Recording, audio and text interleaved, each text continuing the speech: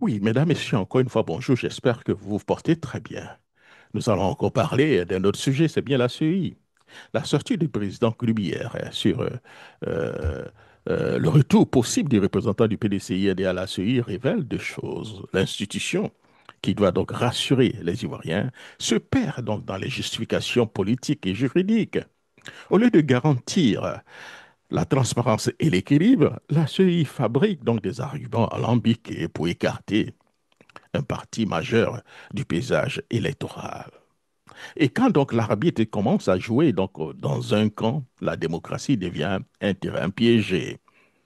C'est pourquoi il est donc nécessaire donc de prendre cette décision du président donc de la CEI à contre-pied, calmement mais fermement, afin donc d'expliquer aux Ivoiriens de quoi il s'agit. Écoutons d'abord le président de la CEI lui-même dans ses envolées. Non, parlant des partis politiques, on a eu dire qu'un autre parti de l'opposition, en l'occurrence le PDCI-RDA, vous a saisi en vue de faire son retour au sein de la commission centrale. Est-ce que vous confirmez cette information? Non, ce n'est pas le PDCI. C'est la personnalité désignée par les soins du PDCI qui nous a saisis pour solliciter son retour. Ce n'est pas le Bon, PDCI. dans l'opinion, on se dit qu'il représente son Oui, parti. bien sûr, mais nous, on fait la distinction. Bien sûr. Parce que c'est le représentant qui a prêté serment et non le PDCI. Donc vous confirmez la démarche. Oui. Et quelle a été la réponse de la commission? Mais la commission centrale a opposé une fin de non-recevoir. Pourquoi? Mais parce que tout simplement, le fait pour la personnalité désignée par les soins du PDCI, le fait pour cette personnalité de répondre à une injonction du PDCI est une violation de son serment. Parce que lorsque vous êtes nommé, avant d'être nommé, quand vous êtes désigné par un parti politique, vous n'êtes pas son représentant. Et pour assurer cette rupture avec votre mandat, qui pourrait être votre mandat, ou bien l'autorité qui vous a désigné, on vous fait prêter serment. Et puis vous bénéficiez de beaucoup d'immunités, telles que l'immunité de responsabilité, par exemple. On ne peut pas vous poursuivre.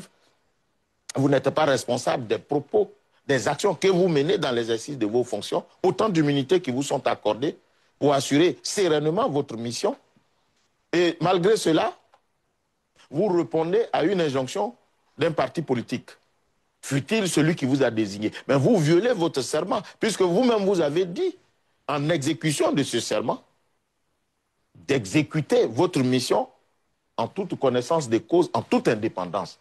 Donc, en vous soumettant ou en exécutant une injonction d'un parti politique, mais vous violez votre serment. C'est un parjure. Mais en plus de cela, la loi portant organisation de la commission électorale indépendante vous impose une obligation de présence. Et pendant près de combien de mois, le représentant ou bien la personnalité désignée par les soins de ce parti politique n'a pas été à la commission électorale indépendante.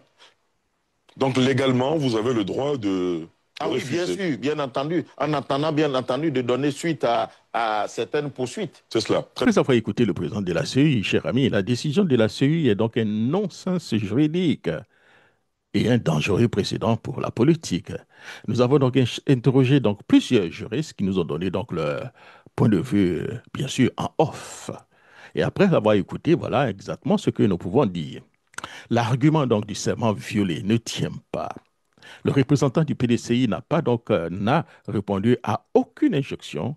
Il a simplement notifié un retrait volontaire, ce que la CEI a accepté sans évoquer la moindre violation. Si le retrait n'était pas conforme, la CEI n'avait qu'à le refuser en ce moment-là, pas des mois après. C'est donc une incohérence flagrante. Deuxième point, dire qu'un représentant cesse d'être lié à son parti politique est une plaisanterie juridique. Le siège au nom du PDCI sur le quota attribué au PDCI, il occupe le siège du PDCI-RDA, même s'il prête serment après.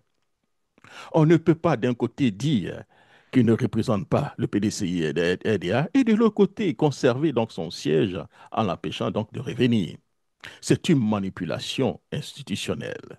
Le troisième point que nous pouvons certainement noter ici, c'est le principe donc de présence brandi par Cubière est un prétexte. L'absence était donc connue depuis donc des mois. Pourquoi la CEI n'a-t-elle jamais déclenché de procédure disciplinaire? Pourquoi donc attendre précisément donc le moment où le PDCI souhaite réintégrer son représentant?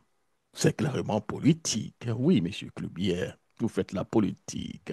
En conclusion, cher ami, la conclusion est simple ici. La CEI veut donc exclure le candidat sérieux de PDCI-RDA autour donc de la table, certainement pour paraphraser, pour certainement finir le braquage tout point haut, après le braquage tout point one. Après donc le refus donc de la révision constitutionnelle, malgré donc un budget déjà voté, le budget a été voté pour 2025. M. Cubier poursuit donc la même logique. Affaiblir donc l'opposition, biaiser l'arbitrage, préparer donc une mécanique électorale verrouillée, hein, c'est clair. Oui, M. Cubière est aujourd'hui l'un des plus dangers pour la démocratie ivoirienne. Cette décision n'est ni neutre, ni juridique.